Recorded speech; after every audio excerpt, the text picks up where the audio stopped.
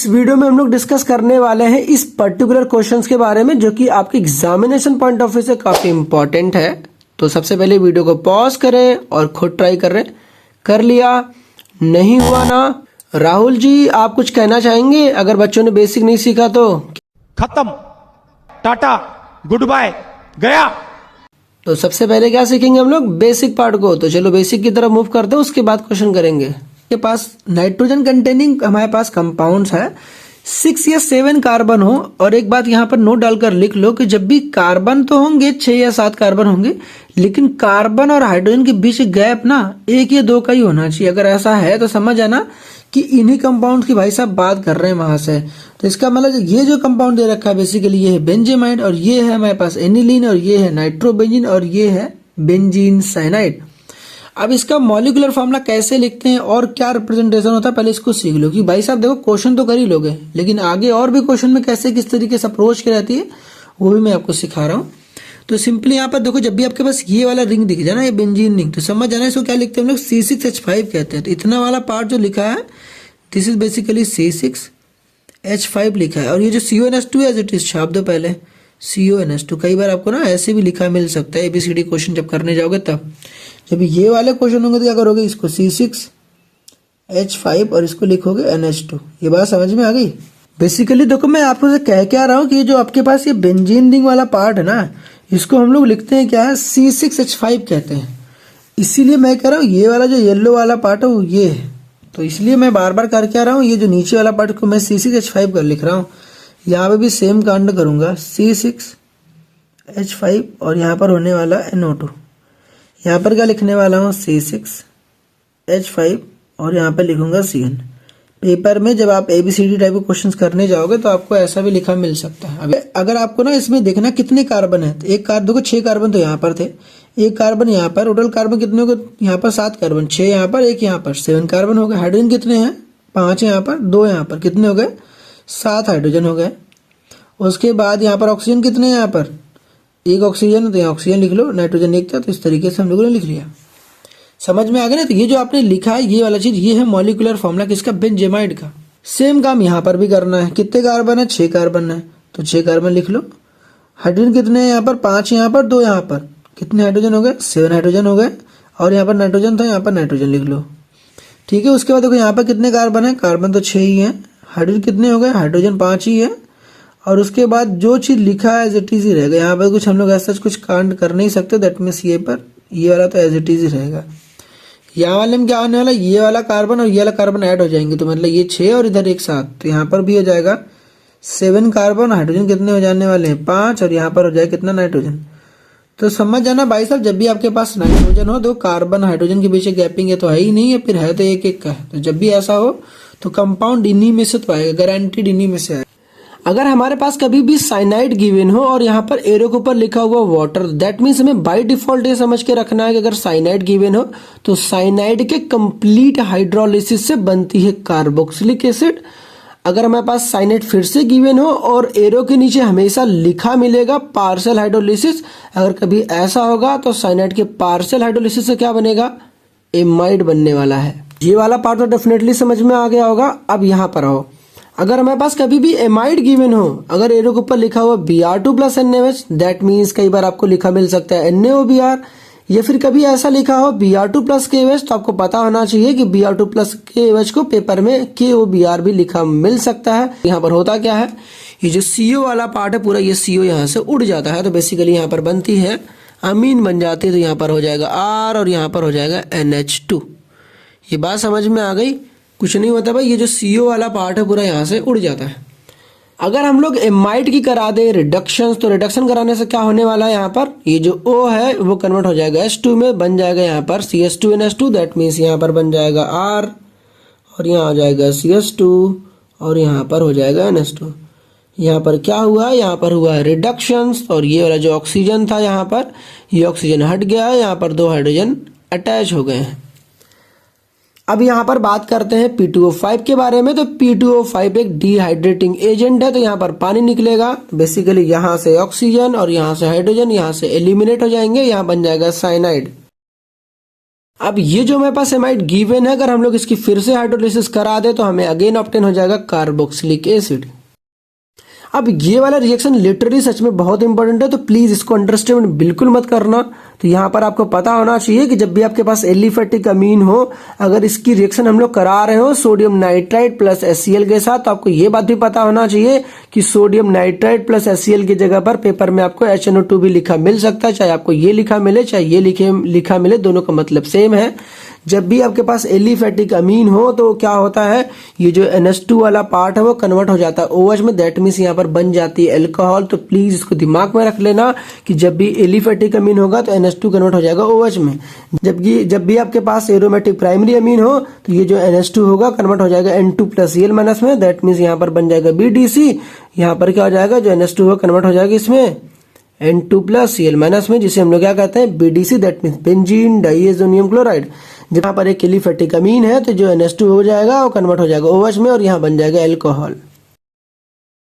अगर इतनी बात समझ में आ गई तो एक बात और नोट डालकर लिख लो कि जब भी आपके पास एलिफेटिक अमीन हो और HNO2 के साथ रिएक्शन कराओगे तो भाई अल्कोहल तो बनेगा ही बनेगा, साथ ही साथ भाई साहब यहाँ पर नाइट्रोजन गैस लिबरेट करती है। तो कई बार आपके MCQ वगैरह में पूछा जा भी सकता है कि कौन सी गैस लिबरेट करती है, तो आपको पता होना चाहिए नाइट्रोजन गैस लिबरेट करती है। But in the case of aromatic amine भाई साहब यहाँ पर किसी भी प्रकार का नाइट्रोजन गैस लिबरेट नहीं करता है।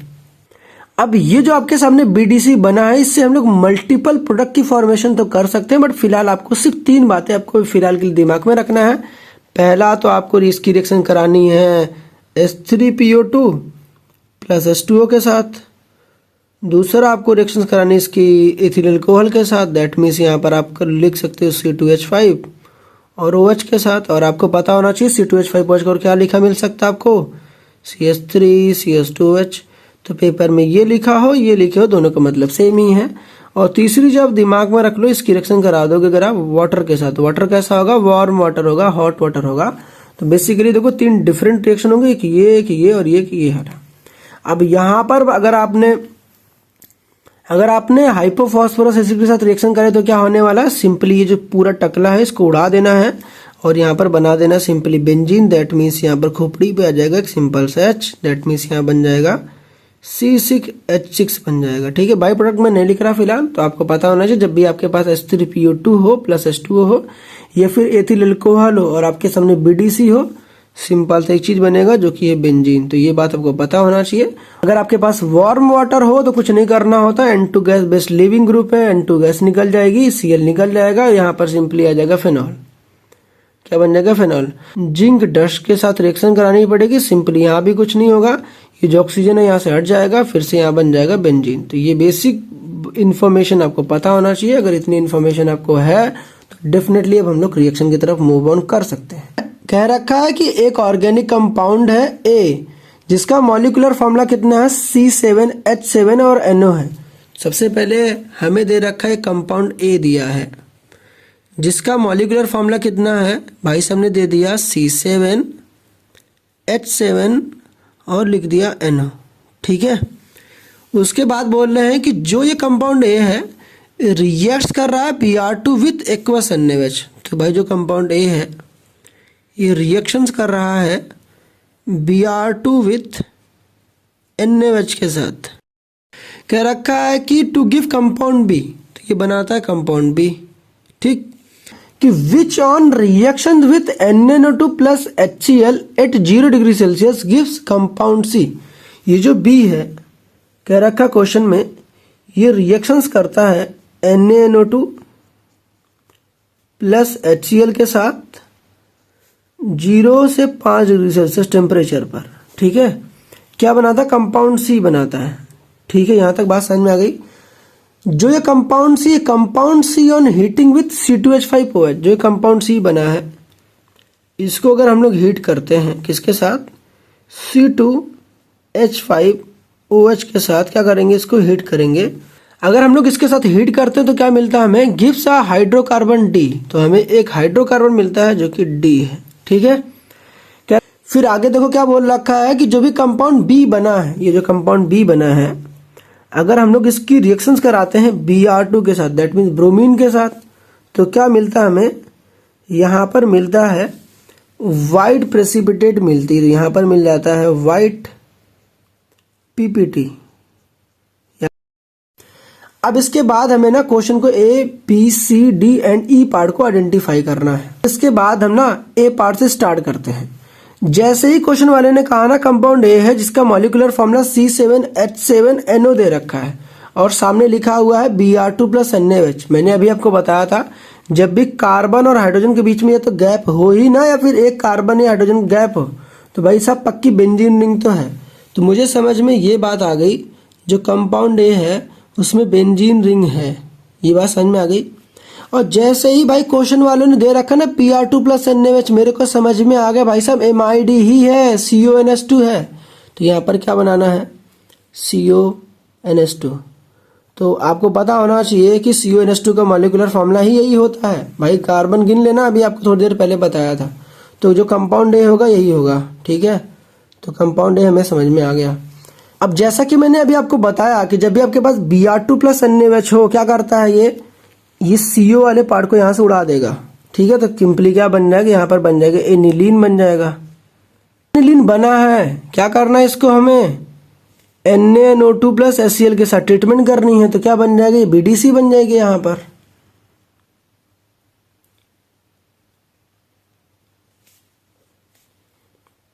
BDC बन जाएगा यहाँ पर। तो यहाँ पर सिंपली हो जाएगा N2 + Cl-। भी मैंने आपको सिखाया जब भी आपके पास BDC बन जाए, अगर आप इसकी रिएक्शन करा रहे हो CH3 CH2 और OH के साथ, दैट मीन्स एथिल अल्कोहल के साथ, ये पूरा ही पार्ट यहाँ से हट जाएगा और यहाँ पर सिंपली क्या बन जाएगा बेंजीन बन जाएगा, ठीक है। क्या बन जाएगा बेंजीन बन जाएगा। अभी जो हमारे पास एनिलीन बना है इसकी रिएक्शन कराई जा रही ब्रोमीन वाटर के साथ, पता है ना ब्रोमीन वाटर के साथ क्या होता है ट्राई ब्रोमिनेशन होता है।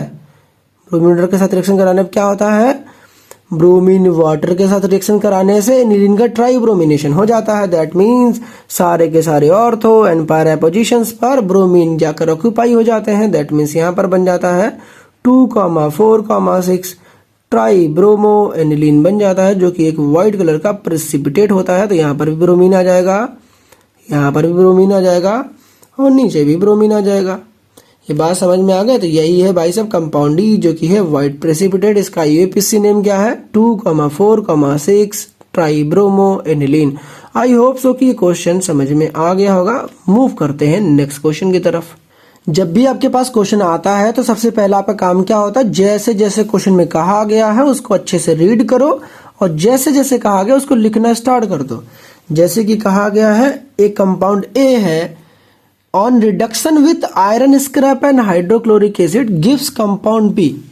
तो जैसे कहा उसने एक कंपाउंड ए है, ठीक है, इसकी करा रहे हैं हम लोग रिडक्शंस करा रहे हैं विथ आयरन स्क्रैप। जैसे बोला आयरन का मतलब हो गया Fe, उसके बाद HCl बोला, देखो हाइड्रोक्लोरिक एसिड बोला गया, दैट मीन्स यहाँ पर HCl की बात कर रहा है, ठीक है।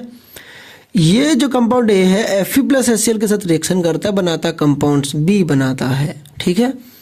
जिस बी का मॉलिक्यूलर फॉर्मूला दे रखा है C6H7 और N दे रखा है। तो बी का मॉलिक्यूलर फॉर्मूला कितना है C6H7 और यहाँ दे रखा है N। कह रहा है compound be on reaction with chloroform plus alcoholic KOH। जो हमारे पास कंपाउंड बी है ये रिएक्शन करता है chloroform, that means CHCl3 plus alcoholic KOH लिख दो या फिर सिंपली मैं KOH लिख दे रहा हूँ। तो बनाता है कंपाउंड सी बनाता है with obnoxious smell of carbylamine due to formation of C. तो जो कंपाउंड सी बनता है उसकी एब्नॉक्सियस स्मेल होती है, दैट मीन्स काफी बेकार सा स्मेल होता है। अभी तक हम लोगों ने क्या किया है, जो भी क्वेश्चन में कहा गया था उस सारी ही बात को अच्छे से पढ़ा और जैसे जैसे बोला गया था सबको हम लोगों ने लिख लिया। अब हमें लगाना है अपना दिमाग। जैसा कि मैंने बार बार आपसे कहा कि जब भी आपको कार्बन दिखे 6 दिखे और आपके पास हाइड्रोजन दिखे, कार्बन हाइड्रोजन के बीच गैप कितने का है, सिर्फ 1 का है। और इसका मतलब मुझे ये समझ में आ गया है जो ये कंपाउंड्स वो कुछ और नहीं है, ये हमारे पास एनिलीन है, क्योंकि ऑक्सीजन वगैरह है नहीं तो एमाइड भी नहीं होने वाला, NO2 भी नहीं होने वाला है। दैट मीन्स ये जो कंपाउंड बी है वो बेसिकली एनिलीन है। क्या है, एनिलीन है। अब इसके बाद क्या काम करना आपको, यहाँ पर भाई साहब ने जो ये एनिलीन बनी है इसको रिएक्शन कराई है क्लोरोफॉर्म प्लस KOH के साथ और यहाँ पर बहुत अच्छी बात ये है कि आपको पता होना चाहिए क्लोरोफॉर्म प्लस KOH या तो कार्बिलमीन में यूज होता है या फिर कहाँ यूज होता है बता दो, रीमर-टीमन रिएक्शन में यूज होता है। अब यहाँ पर भाई साहब ने पहले ही थोड़ा सा हिंट दे दिया कार्बिलमीन, तो समझ में आ गया। और दूसरी अगर ये ना देते तो मैं समझ जाता कि ऑब्नॉक्सियस स्मेल का मतलब ही क्या होता है, बहुत बेकार स्मेल। और यहाँ समझ में आ गया कि जो NH2 वो कन्वर्ट हो जाएगा NC में। दैट मीन्स यहाँ पर आइसोसाइनाइड बन जाता है और इसी कंपाउंड का नाम है जो ये बना है बेंजीन आइसोसाइनाइड को ही हम लोग कहते हैं कार्बिलमीन, तो इसी के नाम है कार्बिलमीन। तो इसकी रिएक्शन कराई किसके साथ, क्लोरोफॉर्म प्लस KOH के साथ। अब ये वाली बात तो डेफिनेटली समझ में आ रही होगी ना। अब इसके बाद बच्चा फंसता है यार कंपाउंड ए को आइडेंटिफाई करने में। तो अगर आपने पढ़ा होगा, मैंने बताया है बार बार कि चाहे आपके सामने Fe+HCl लिखा हो या फिर आपके पास लिखा SN+HCl लिखा हो या फिर आपके पास लिखा हो भाई H2 के साथ नहीं पढ़ोगे पिटोगे, तीनों में से कुछ भी लिखा हो, तो अल्टीमेटली आपको पता होना चाहिए कि जो पीछे वाला पार्ट होता है, जो कंपाउंड होता है, कंपाउंड है नाइट्रो कंपाउंड होंगे। तो नाइट्रो कंपाउंड में ही भाई साहब Fe+HCl या फिर SN+HCl यूज होता है। तो यहाँ पर बेसिकली कुछ और नहीं, ये है नाइट्रोबेंजीन है। तो बेंजीन बनाओ, उसे खोपड़ी क्या बना देना, NO2 बना देना है। तो जो कंपाउंड ए रहा वो क्या है, नाइट्रोबेंजीन। जो कंपाउंड बी है वो है एनिलीन और जो कंपाउंड सी है वो बेंजीन आइसोसाइनाइड। समझ में आ गया ना। तो मिलते हैं नेक्स्ट वीडियो में। Till then keep learning and keep improving.